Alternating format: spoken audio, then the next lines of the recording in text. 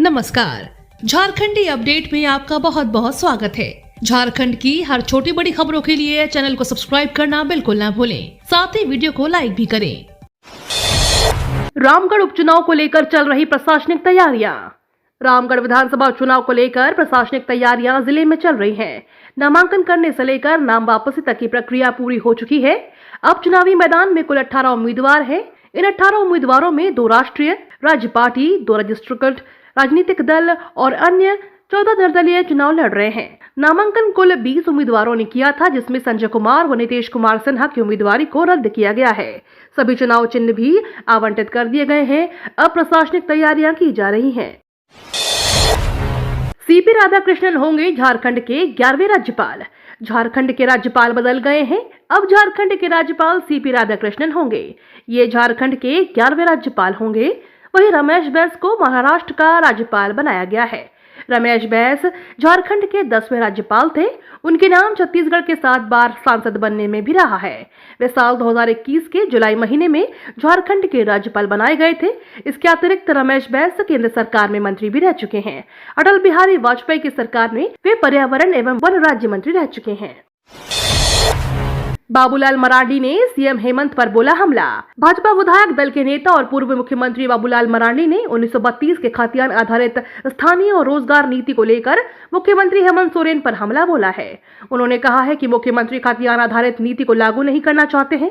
वे सिर्फ राजनीति कर रहे हैं, दूसरों के कंधों पर रखकर बंदूक चला रहे हैं।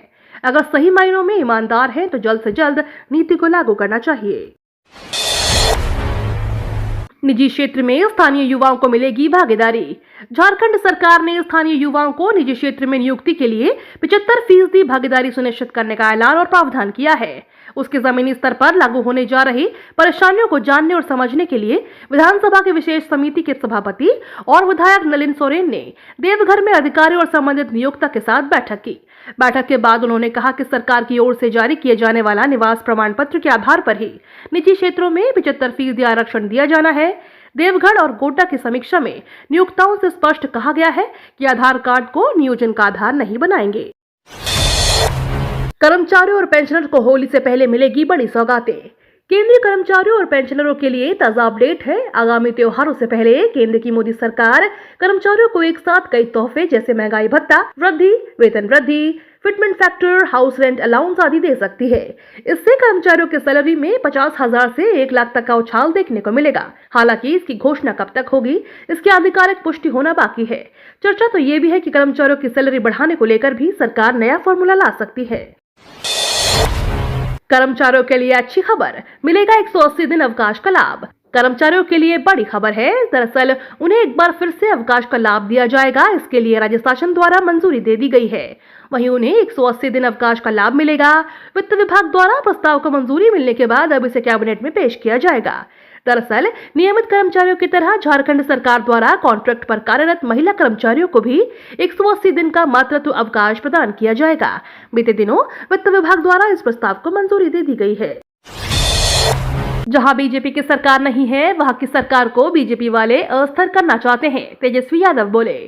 बिहार के उप मुख्यमंत्री तेजस्वी यादव ने कहा है कि देश में जहां बीजेपी की सरकार नहीं है, वहां पर चुनी हुई सरकार को पैसे के बूते अस्थिर करने की कोशिश की जा रही है। पैसे और केंद्रीय एजेंसियों के साथ मिलकर बीजेपी वाले खेला करते हैं। तेजस्वी यादव ने कहा कि झारखंड में राष्ट्रीय जनता दल को मजबूत करना है। यदि किसी को लगता है कि झारखंड में पार्टी कमजोर है तो वह उनकी भूल है। संगठन में थोड़ी चूक हुई है, लेकिन इस बार भूल नहीं करते हुए सब मिलकर संगठन को मजबूत करेंगे। रात 10 बजे के बाद रांची में न डीजे होंगे न लाउड स्पीकर वाले प्रोग्राम। झारखंड उच्च न्यायालय ने शुक्रवार को रांची के उपायुक्त, जिलाधिकारी और एसएसपी से यह सुनिश्चित करने को कहा है कि राजधानी रांची में रात 10 बजे के बाद लाउड स्पीकरों पर प्रतिबंध लगा दिया जाए। न्यायमूर्ति एसएन पाठक की अदालत ने स्वतः संज्ञान को लेकर शुरू की गई एक याचिका पर सुनवाई करते हुए कहा कि सरकार को अदालत के आदेश को सख्ती से पालन करना चाहिए। रात में 10 बजे के बाद पूर्ण रूप से किसी भी प्रकार के लाउड स्पीकर पर प्रतिबंध लागू किया जाए। उन्होंने कहा कि धार्मिक, सांस्कृतिक या किसी भी प्रकार के आयोजन में इसकी छूट नहीं होगी। झारखंड को जल्द मिलेगी बड़ी सौगात। इंटरनेशनल स्तर के बनेंगे 6 4 लेन कॉरिडोर। पथ निर्माण विभाग झारखंड में 4 लेन वाले 6 रोड कॉरिडोर बनाएगा। सभी कॉरिडोर अंतर्राष्ट्रीय स्तर के हाईवे होंगे। इन कॉरिडोर के बनने से राज्य के अंदर यात्रा करने वालों को कम समय और कम दूरी तय करनी होगी। 6 कॉरिडोर में 393 किलोमीटर का ईस्ट वेस्ट कॉरिडोर, 121 किलोमीटर का ईस्टर्न कॉरिडोर, 275 किलोमीटर का नॉर्थ साउथ कॉरिडोर, 140 किलोमीटर का सेंट्रल कॉरिडोर, 270 किलोमीटर का टूरिस्ट कॉरिडोर और 170 किलोमीटर का होली टूरिस्ट कॉरिडोर शामिल है।